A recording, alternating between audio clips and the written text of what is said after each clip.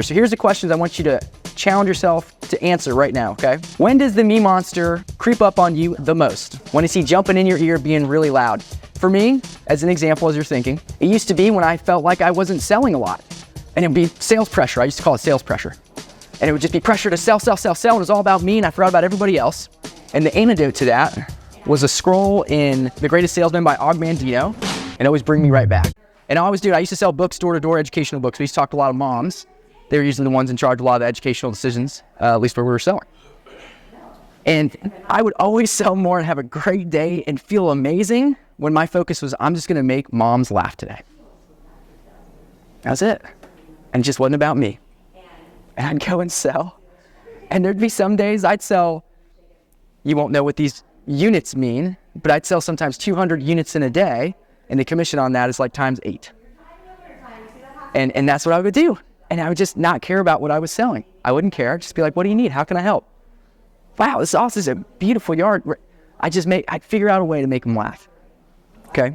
So when does it come up on you? What's that situation? For me, it was sales focus. It was recruiting focus. I need the results because I'm a fighter. And that's what I want. I want control. Okay? All right. How does the me monster affect your life most? Is it mostly business? Is it mostly life? Like, think of the situations, the relationships. Where does it affect you the most? Where it creeps up in these situations, but where does it outwardly show up? If I'm stressed at business, you can ask my wife, but I'm stressed at home. And if it's about me, I'll forget to ask about her, but when I ask about her and I'm a servant, that goes really well. So one of the best things that you can do with the me monster, and I don't know if your team's here, I know some teams are and some aren't, you want to explain this concept to people, and what I would encourage you to do in your business is to build a culture where you call out the me monster in each other. Colin, that was the me monster right there, man. You need to let me get you a Sprite or something. You know what I'm saying? Like, that was the me monster. No drama. That was the me monster. We used to call it being precisionless. That was our sales group name, Precision. And we did everything precision, proactive, redefining possible, all these kinds of different, awesome acronyms. That's what we did. So precision, you were late, you're precisionless. That's funny, isn't it? Versus saying, hey, Corey, you're late, man. How does that make you feel, Corey? It's not good. Say precisionless, Corey chuckle. We all laugh, we move on, and he'll probably be on time next time. Does that make sense? That's the me monster. Call out the me monster in yourself and in your teams. You'll sell more, you'll recruit more, you'll do everything else. If we just ended the talk right there and that's all you did, you'll probably have your best year, okay? Just manage the me monster. All right, second thing. Once you've managed the me monster, you can start pursuing helping others more, right? Greet this day with love in your heart, right? How can we make somebody smile? Okay? If your goal and intention is to help somebody, you'll never be afraid of a no. You'll never be afraid of a no. If you're calling to help and not get and not take, who cares about sale call, right? You don't care if they buy, right? And people feel that, okay? So I want you to ask yourself these questions. Whatever industry, and I don't want you to think your industry is not impactful, because it is, and I'll explain why in a little bit. But how do you help people in your business? Go ahead and write that down. How do you help people in your business? Do big picture, right? This is how we change lives, right? That always needs to be at the front of everything we do when we explain what we do, is how we help. And then on the small detailed things is, how do you help them when they're in the process? And what frustrates them? What frustrates them, and help them not be frustrated? That's often the simplest way to sell or recruit anything that you're trying to do. Lastly, write down, what can you do every day to shift your focus from me to helping? What can you do every day to shift your focus from me to helping? Grow your business, you'll do better in life. You have more friends, you'll have better relationships. All right, number 3, me monster's gone. You're focused on helping people. What comes next? Okay, internally and externally, the frustration, the limiting aspect is comparison. So just write down, comparison's the thief of joy. Comparison's the thief of joy. You can help people, you can be selfless, and you can still be comparing yourself to others and limiting yourself. And you can't do that. So instead, write this down, compete with yourself. Compete with yourself. I don't care. When I would recruit people, I wouldn't care if their sales were the best ever. I would just ask them, did you really try your best?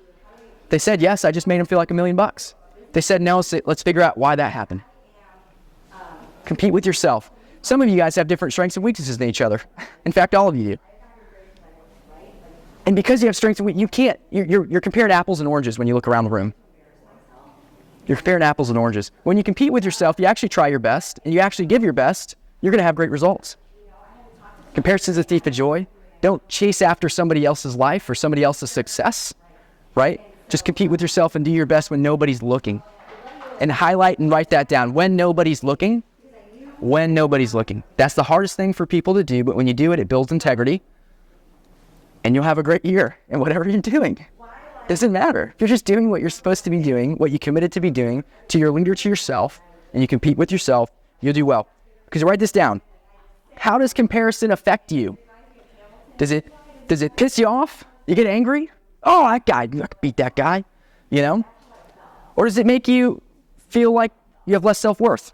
Does it make you sad? That's why you need to compete with yourself, because it doesn't matter what other people are doing. Now just dash out from there. And if Kelly's talking about purpose, so I'm not hitting that one today, but dash out from right there, find your purpose. That's the way you can compete with yourself. Because if you're just trying to help people, not worry about yourself and just follow a purpose and compete with yourself to make that purpose happen, you have the best year in life and business. Write this down. Does comparison cause complacency or apathy? So that's how it makes us feel a second ago. But sometimes when we're the best, I actually believe that being the best and having a talent is actually a curse. Why? Because you compare yourself around everybody else. You're like, oh, I'm better. So I don't need to try that bad. I can kind of just relax. And you don't compete with yourself, and you really don't perform at the highest level that you could. The apathy is, well, that person's got this thing, so there's no way I'd ever be like that. So I shouldn't even try. You're one of two categories. Compete with yourself. And you'll get over that real quick. Find your purpose. You'll get over that real quick. Lastly, this is a gut check. Do you really give it your best? Do you really give it your best? Every day. And I'm not saying that you ever will be perfect and give your best every single day. Because I'm guilty of not giving my best every single day. But if you can get like 60%, you're going to have your best year in life and business. Just ask yourself that every day. Did I really try my best? If you did, go get some Indian food. That's what I do. Reward yourself for doing your best. You won't keep doing your best if you never have a reward. Last point here. Develop proactive versus reactive thinking. Develop proactive versus reactive thinking. There's actually one more point after this, but that's okay. Whenever I coach people now, whenever I work with business owners, and I actually have a lot of clients in the room all around that I work with, usually when people tell me something like this. If you ever said this, raise your hand. Do you ever hear yourself saying, I've got fires to put out. Fires are coming. There's so many fires. Couple people.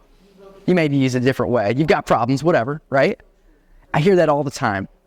And what I want you to do is I want you to write down reactive thinking. Reactive thinking is reacting to a situation. When a fire comes up, it's reactive to put it out. Okay, a better way to think is proactively, is to prevent the fire in the first place. So I want you to write down in your business and in life, whichever topic you want to hit the most right now, what outcomes do you absolutely despise? Like it bothers you. It really bothers you, whatever the outcome is. When I used to sell books 80 hours a week, door to door, it used to be in the middle of a presentation, the mom told me she can make a decision on this and she's the decision maker on the books. We get to the end and she tells me I need to talk to my husband. Go on, okay. Go to the next house, right? But that used to bother me so much because I was just like, I just wasted so much time. You know, it was a me monster thing, right? You see that? And what I did is I changed, okay, how can we prevent that from happening so that way she doesn't, one, feel any pressure. Don't want that, I want to help her, right? But two, so that way I can have a good attitude and treat the next person well. And avoid the me monster from going, do, do, do, do, do, boom, yelling in my ear, right? And so I reverse engineered, okay, that's happening. Maybe I'll change my wording right here at the beginning. Hey, if you wanted to buy some books for your kids that would help with school, would you be able to buy them without your husband here? Or do you need him there? And I would do that, and then I would just get responses, and I'd never have that again. And so in your business, all the things that annoy you, in the most encouraging way possible, it's your fault. And you can change it by changing a line, by changing a form, by changing an email, whatever it is. Same thing in life. Okay, so reverse engineer. Write down what outcome you don't want to happen. How can we prevent it? Proactively, because guess what? Your attitude's everything. If something hits you down, even for 30 minutes, you're probably going to sell less. The next door for me, if I got that objection, I was trying to be happy, but sometimes it just takes a little time to get out, right? Okay. Keep it simple. Keep it simple. Whatever you reverse engineer, just keep it simple. Boom. One line, one thing. This. Don't overcomplicate it and go in a million different directions, okay? This is the final point before we wrap up here. We've got just a couple minutes. Write down CIA. Stands for control, influence, and accept. Control, influence, accept. I want you to just write this idea. I want you to stop wasting emotional energy this year. If you stop wasting emotional energy, you have more energy, a better attitude for the next person, for the next marketing scheme, for the operational thing that you're doing, for the sale, for whatever it is. You will do better because you're less spent, okay? So C, control, right? I want you to write down a few things that you can actually control. A few things you can actually control. It's a small list, but just write down a few things. Could be what you eat. Could be when you go to sleep. Could be what you say. But it's not how you feel, because we stub our toe. We can't control the reaction, can we? Right? So control the controllables. That's all you can actually do is control the controllables. And I work with clients, you know what they're trying to do? And we all do it. We're trying to control everything. But we can't control the weather. And we can't control what people decide to do. We really can't control it. So why do we put any emotional energy into it? But we do it, don't we? We can't control what people think of us. We can influence it. That's number 2. Control influence. Right? So write down what you can influence. What can you actually influence in the world? Can you actually influence? You can influence people. You can influence a decision maybe. You can influence positively or negatively, and I would just circle that maybe. And make sure you're doing it positively. And that's the me monster. Will stop you from doing that, right? Lastly, acceptance. What do you need to accept? Write down what you need to accept and let go of the results of. It's the hardest thing to teach an entrepreneur, a salesperson or whatever, to let go that you can't actually control the results at the end of the day. All you can do is do your best, treat people well, and statistically, you'll be successful, right? Statistically, if you know your numbers. If you don't know your numbers, you know your numbers. All right, 3 questions that come from that. Extreme ownership concept. Everything's your fault. Ask yourself, what do you blame? What do you blame for being things that you can't do anything about? What do you blame for things that you can't do anything about? And then what are things that you blame as a reason to not be successful that you can actually control? And then do the same for influence. What can you actually influence to make a difference? We all, at some point, say, oh, I'm just not good at this thing, I'm just not good at that thing, and yada, yada. And there's a point in your business where you need to hire somebody who's just like naturally talented at a certain type of thing, right? But in the meantime, like what are we sort of blaming as the reason we're not being successful that's actually controllable or actually influential? And if you can't control it, it's okay to accept it and quit putting emotional energy into it, right? Okay, perfect. All right, we're gonna close up because we're hitting time here. Talking about the story, so I just want to thank you guys so much for being entrepreneurs, for being business people, for talking to lots of people, for getting no's. And I want to encourage you that regardless if you're a first-time realtor or you're leading a whole massive team or anything in between, you make a really big difference. There's a massive impact. You guys ever heard of a guy named Edward Kimball? Yeah. No? Edward? You know who that is? You do? Okay, awesome. I told him about it. Okay, so Edward Kimball was this guy back in like the 1930s. He's a small-time pastor in a really small town, and he would always walk to his church passing a shoe store. And his mentality is, I'm going to pursue helping others. I'm going to get the me monster off my back, right? I'm just going to compete with myself and do my best, right? Control what I can control, right? Influence who I can. That was his whole thing. And he would go to church, go to work, and he'd pass the shoe store. And he saw this guy in the shoe store every single day, and eventually he just said, you know what? I'm going to go invite this guy to church. I'm a pastor out. That makes sense, right?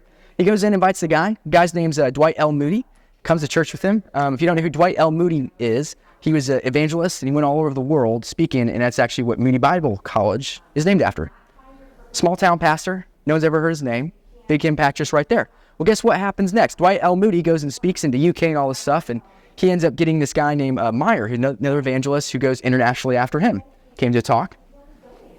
Did that. Meyer comes to the U.S., starts speaking, meets this guy Mordecai Ham and a couple others before him. They start speaking. They start doing a bunch of stuff. And anybody ever heard of Billy Graham? We heard of that guy? Yeah. Great speaker, great guy. Mordecai Ham, all the way from Edward Kimball, and probably way further before, right? He does a little pop-up tent thing, right? Speech. And a bunch of farmers come in from the rural area. And Billy Graham 16 comes in and comes every single day for a whole week and becomes evangelist. And so the thing is regardless of what you think and what the world maybe tells you, if your position isn't all high and mighty and it's not the best title or whatever, Edward Kimball didn't either, and he changed the world by 2 seconds of courage, by pursuing helping others, not worrying about me, because if it was all about me, we don't like to get uncomfortable. And it was probably uncomfortable to ask him to church, for example. Just like it's uncomfortable to approach the next person, just like it's uncomfortable to have a hard conversation with a team member that will help them. Right? And if you just do that, you're going to have this butterfly effect in your life and leave a legacy of impact. I mean, you never know where it's going to go, and you may never hear about it, but your goal isn't about you, is it? It's about helping. And who cares if you actually hear back that it was about you and you did the thing? And you're doing that all the time. So appreciate you guys. Hope you got a lot out of this. We'll just have like 2 minutes or 3 minutes for questions. We're technically, I think, running out of time, right? Oh, we're doing good. How much time I got? 3 minutes. We got time to squeeze 3 questions. So, okay. Thank you. The questions, yes. Do you mind just expanding a little bit on making a distinction between things that you can directly control and things that you can influence? Yeah, absolutely. So things that you can directly control, right? Literally things that just have to do with how you move, talk, everything, right? So there's a bunch of different schedules. There's reading, like what you read, what you watch, what you listen to, all that kind of stuff. It's just a direct decision for you, right? Influencing is like, I don't know, I'm influencing now, but guess what? You can lead the horse to water. They can't make him drink, right? That's influence. Anything where it's like you could set it up perfect and it's still like, it's not up to you. Okay, that's influential. You know, it's making a video and putting it out there for people to watch, and they can watch the video and you're influencing somebody in whatever way. Writing a book, whatever it is, speaking, right? That's all, you can influence all of those things. You can influence your sales results because you can see more people, have better presentations, you can have better systems, better emails, better whatever, right? You can have everything better in your sales process or your marketing, right? Could be better and more professional, and that influences success. But at the end of the day, you can't really force it to happen, right? In the day, it's just got to be influencing, and then maybe when you have a good conversation, an emotional connection. Right? Does that make sense? Acceptance again. Everything else, that's acceptance. Good question. Thanks, everybody. It's awesome and exciting.